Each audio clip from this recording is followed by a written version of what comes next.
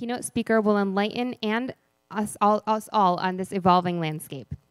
So please put your hands together to welcome Diana Minnie, who is the president of the Shark Industries Limited. She will share her perspectives on the topic, the future of automotive retail. Differentiate your overall lifestyle experience. Welcome, Diana. I don't know if my... Hi, can you hear me? Okay, good, thank you. Thanks for having me. It's great to be here this morning, and I'd like to give you a very quick video tour of Shark Industries.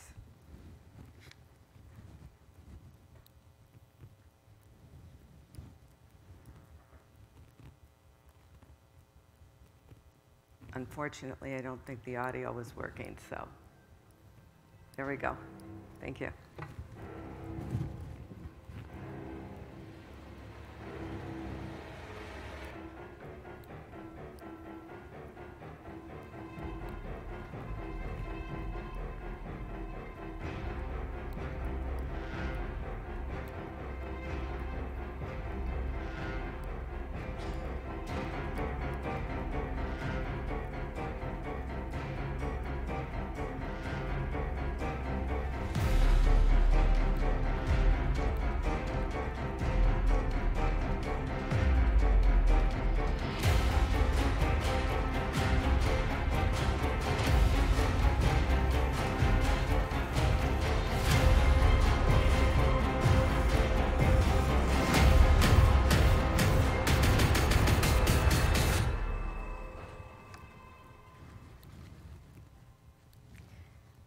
Thanks. Before we get started on the topic, I'd like to ask you a question. Is this the industry or the job that you visualize yourself in after you graduated from university or college?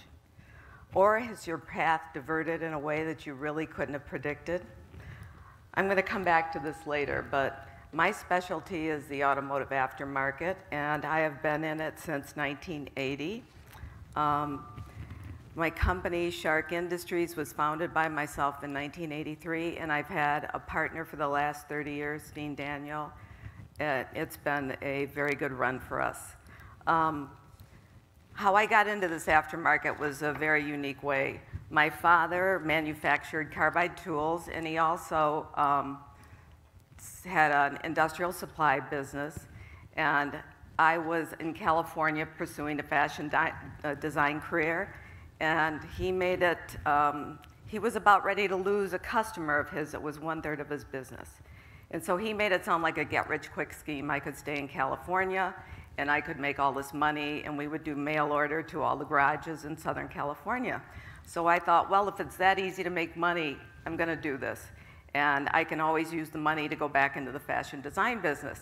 So this customer that he was going to lose was an automotive aftermarket customer, as I said before. So we did this mailing to about 30 garages in Southern California, and it was probably about, no, excuse me, it was 3,000 garages. And the first week went by, and we got no responses. So I thought, okay, it'll take a while for the mail to get there. The second week went by, again, we got absolutely no responses, and by the third week, we had 0 responses. So I said, well, this isn't going to work. So I started going through the yellow pages and looking for automotive warehouse distributors, and I would call them up and I'd say, do you currently sell this product line? And if they said yes, I would go, well, we used to make it for them, and we made it for them for 20 years, and we can give you a better price than what they're giving you. And that's kind of how I got into the automotive aftermarket. I did that for about a year, and I had 2 brothers in the industry. Or at home working at the plant. And I was having a hard time and a struggle getting them to work with me. So I thought, well, I should move back home and it'll be easier. So this business was a typical family business. I moved home after the first year, and my brothers didn't like each other. They didn't get along. They didn't like my father. It was a dysfunctional family business, and it was a high-stress atmosphere. But I continued. And after about 3 years of doing this and traveling and setting up some warehouse distributors and having some success, I went to my dad and I said, you know, Dad, our competitor has all these Briggs & Stratton honing stones to rebuild engines. And I said, we should go into these abrasives because they're selling a ton of them. And my dad thought about it for a couple of weeks, and he came back to me and he said, you know, I really don't want to do this. So I left and I went home and I thought, why don't I do this myself? I'm spending a lot of money on tooling to try to prove to my dad that these things will work. So that's what I did. I went to my dad and I said, Dad, how about if I do it under a separate corporation? I'll continue to be your national sales manager, and we can split the shows and everything else. And so we decided, he said that would be okay, so we decided to do that. Well, my parents had been divorced for a couple of years, and so my mother put her house up to fund the startup for Shark Industries, and that's how I began quite a few years ago. So the one thing that I decided to add at the very last minute was this 3-inch cutoff wheel. And air tools were a brand new innovation then for especially this little chop saw tool that people would use to cut mufflers and tailpipes. They were all used in all the automotive shops. So at the last minute, some of my distributors had asked me for these, so I threw them in the catalog. And today, that is our biggest #1 selling item. It is also the first item that we began manufacturing in this country in about 1995. So let's get back to the subject at hand, which is retail, the automotive retail in the aftermarket. If you could change the slide for me. Thank you. Okay, as you can see by these numbers, the auto parts and automotive aftermarket is doing extremely well, and it's growing 3.5% to 3.9% typically annually. And then to give you an idea of the US parts market, the light duty market is about $290 billion in the US, and the heavy duty, light duty, and medium duty are about predicted to be $390 billion in this year. Of course, the digital trend in the automotive is the big trend to watch. About $140 billion in automotive through all channels, including brick and mortar, are influenced by the digital, and they're projected to grow to $168 billion by 2023. Due to COVID-19, online buying has changed everything. Once the buying habits change, it's likely to stay, and the statistics point to that is what's going to happen is it's going to stick. There's continued to be an average 50% year-over-year increase since April of 2020. And personal consumption of parts in 2020 increased 8% over October of 2019. It also hit a record high in June of 2020, which was $50.5 billion, and the July was revised to $49.9 billion, with August hitting $50.3 billion.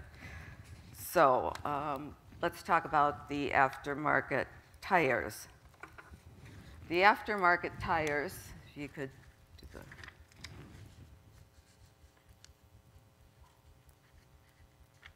the aftermarket tire segment was as low in April of 2020 as it had been in 2012. Everybody was staying home, nobody was traveling, nobody was buying tires.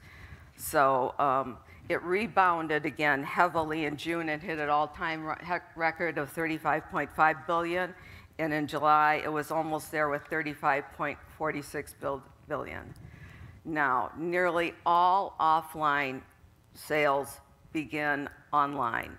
The digital influence on online sales, including online retailers and manufacturers selling direct to consumers, is growing rapidly. According to SEMA's State of the Industry report just released, manufacturers saw sales increase through many channels, especially direct to consumers through their company websites and at the independent specialty retailers. By 2023, the digital influence is expected to affect $168 billion or more through all parts retail channels. This includes offline retail through chain stores such as AutoZone, Advanced Auto, all auto dealers, local independent brick and mortar retail and jobbers, and most of it is occurring on mobile phones, as I think we talked about earlier. So the retail segment of the aftermarket grew during the pandemic. Of course, everything's shifted, which was, you know, your food buying, online purchases. The automotive segment was no different. and it's predicted to be a permanent change. So auto parts e-commerce was $18 billion in 2021 or 2020, and it's projected to be $26 billion in 2021. Now, over half of parts buyers go to a manufacturer's website during the pre-purchase research phase, even when they're buying in a retail store. That's almost 4 out of 5 parts buyers who are basing their decision to buy on the brand's online presence. Let that sink in. If you remember nothing else from this talk, remember how important your website is as a manufacturer and also as a brick and mortar store. Now, the same applies to new or used cars. According to Think with Google, 92% of automotive purchases are researching online before they're buying. This was only amplified during COVID when people couldn't go out and they'd look online, kind of decide between a couple of cars, and then make an appointment to go to the dealership and test drive the car. So let's go to the distribution channel changes. Okay, the automotive aftermarket distribution channel is shown in the above slide and all of its complexities of the various channel. And let's talk about how this is changing. All the dashed lines are the new, relatively new channels of distribution. This is from internet retailers selling direct to a consumer or a parts user who then gives the order to the warehouse distributor who fulfills the order and in turn ships directly to the automotive consumer, billing the online retailer. Okay, prior to this, two-step distribution was the primary channel through decades in the automotive aftermarket, which was the manufacturer would sell to the jobber or to the warehouse distributor, the WD, who would then sell to the jobber or the auto parts store, who would then sell to the consumer or to the mechanics. And so all of this has changed to this new multiple channel of distribution, which makes the internet retailers taking the order, giving it to the WD, who is fulfilling it, shipping it to the customer, and billing the retailer. Or the manufacturer is going around all of this now and going direct to users or installers. This is another illustration of how important your website is as a manufacturer. Now let's talk about brick and mortar. Many brick and mortar retailers are still unprepared to bridge the digital divide. This is a huge statistic. 93% of auto parts buyers do online research before making a purchase. 93%, that's huge. The purchase can either be made online or in the retail store. But just think of your ability to close the sale online, keeping the buyer from leaving his residence or work and going to the store, thereby ensuring that you get the sale. All this only drives home the fact that your website is even more important even for the brick and mortar stores. And it must be user-friendly, easy to navigate, and better than your competition. Excuse me, Dino, can I have my water, please? Something to drink. Get a little parched up here.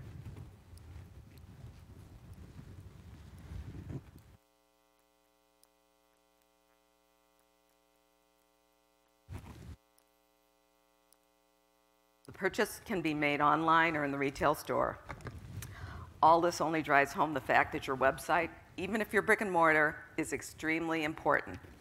So we know from the analysis that this is stronger in the automotive than most industries, which makes sense. You've got millions of part numbers. If your car isn't running, you need to be able to go on that online website and know if they've got your part, how close they are to you, how quickly they can get it to you. And so the price and availability are two determining factors, unlike in some other industries where it can be determined by quality, style, or fit. Now let's talk about the alternative traction devices and their growing role. About 10 or 11 years ago, a new concept was created in Spain. It came from a soon-to-be obsolete textile manufacturer in Spain that was losing their business to the Chinese. So because of that, the son of the owner thought about it and thought about how his mother had put socks over his boots so that he wouldn't slip in the snow and ice in the winter when he was walking to school. And he thought, you know, this is a concept that I could probably apply to tires in a car. And so they had all these fabric weaving equipment machines, and they put together this textile that is basically polyolefin. And it's like a donut, it goes around the tire. You don't have to lift up the car to put it on. They're sold in pairs, and you only need one pair per axle in your car. And they can't be driven at speeds of more than 25 miles per hour, but nor can steel chains. So the installation is particularly simple, especially when you're comparing them to snow chains. I've installed them in my car, and the first time it took me about 5 to 7 minutes for both sides. They are machine washable, they're reusable, and they retail from $69 to $99, or excuse me, $199, but there are various models of them. In order to get them, to have them to be used in the mountains, they had to have DOT approval in the United States. So this was a testing, and it was rigorous, it was expensive, and it literally took years. So ISI already had achieved O-norm and TUV in Europe, but they had to get this US approval, which they did. And today there are a variety of alternative traction devices as defined by the state of California. And other manufacturers from Norway, there are now various ones from all over the world. And the market around the world is continuing to expand. They've sold millions of pairs since their inception. The socks have done extremely well in the mountains in Europe, in countries such as the UK, Spain, and Italy, and France. And the socks in Europe are now 35% of the tire chain market, and they're growing rapidly. Now, we have marketed them since 2011, and we've done it almost exclusively online. But the one case that we didn't sell them online, we sold them to a store in Yosemite National Park. It was a small garage, and they also sold chains out of this garage. So in 2 months' time, they sold $50,000 at retail cost in this little store, a garage in Yosemite National Park.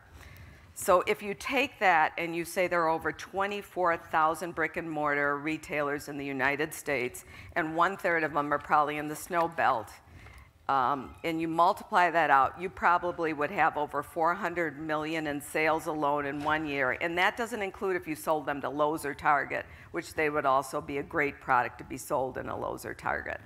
Recently, an auto parts chain in Japan, Autobox, ordered 9 containers of the icy snow socks for this fall. And 2 years ago, they only ordered 1 container, ordered a second one. The second year, they ordered 3 containers and ordered another one. So you could just see the climb of these sales. I personally see them as the urban snow chain of the future. This past spring, at the end of the season, we got a call from an Amazon regional guy in upstate New York, and he was looking for 750 pairs of one size because they couldn't get through the side streets in upstate, I think it was one of the upstate New York cities. And they see this as an answer to their problem. And it's just going to be a huge market, but I really think they need to be in retail shelves. So,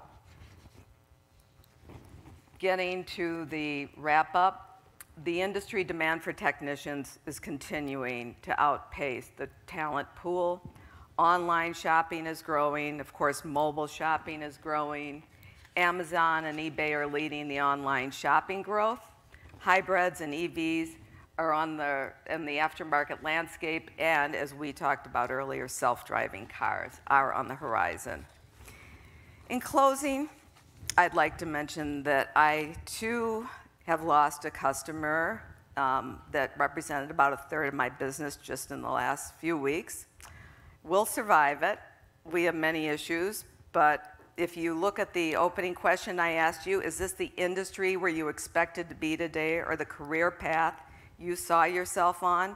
Just remember one thing. It's never too late to reinvent yourself. We have reinvented ourselves at Shark a number of times over, and I'm sure we will do it again. I thank you very much for the ability and the opportunity to stand up here and speak, and appreciate it. And if there are any questions now that I could answer, I can take questions.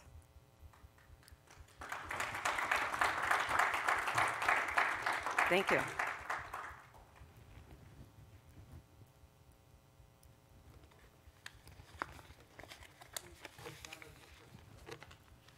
I don't know where you got the microphone there. Hey, Josh from Cornice Technology.